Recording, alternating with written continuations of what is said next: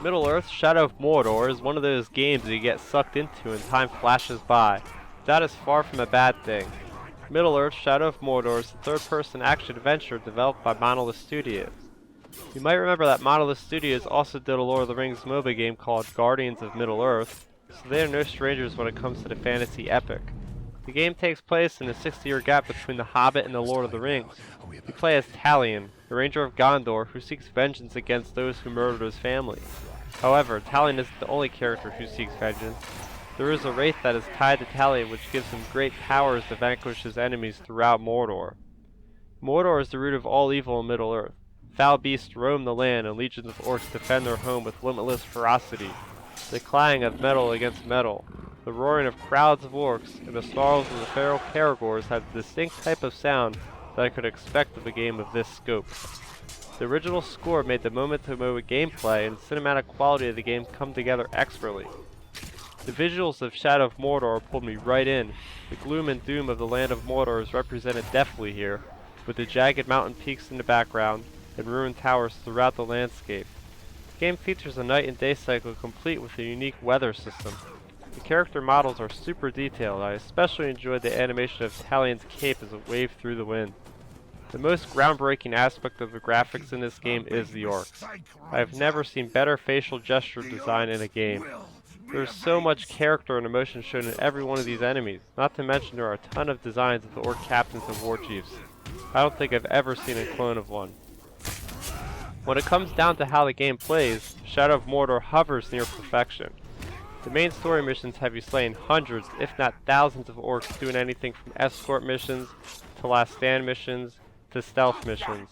While this might seem like it's something you might have done in a game before, Shadow of Mordor executes its combat insanely good. Fighting one opponent, then quickly changing targets to counter another's is smooth. In killing orcs you gain experience which allows you to buy attributes to increase your health, arrow capacity, etc. You also get ability points to unlock new abilities such as combat finishers, hit streak, vault stun, and more. Getting around the environment is a breeze with the parkour skills of Talion and the help of the Wraith to lend mobility. In addition to the main story missions, there are missions to upgrade each of your weapons, the bow, sword, and dagger. These missions serve as quick challenges to make you better at wielding each. I did have a problem with the stealth dagger missions feeling like they were tuned a bit too unfair when it came to being detected though.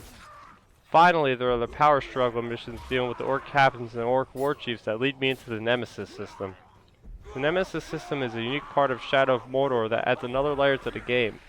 Mordor's military is a hierarchy consisting of regular soldiers, then captains, then war chiefs. Every time an orc kills you, he rises up in rank.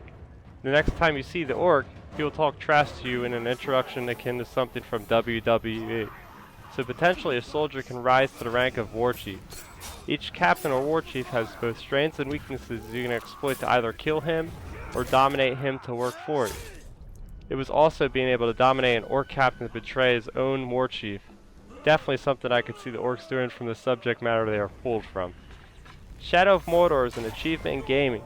The game exists in a time period previously unexplored in J.R.R. Tolkien's lore, but for me it worked. The story goes in places I never thought I would imagine, and now even changed the way I watch Lord of the Rings. The combat is some of the best I've ever played in a game. The world of Mordor is massive and even more fleshed out thanks to this game.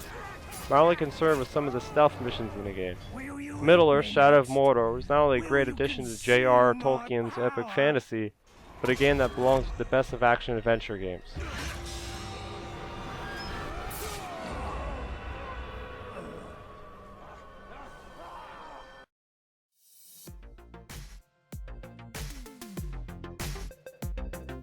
I reviewed Middle-earth: Shadow of Mordor on Xbox One.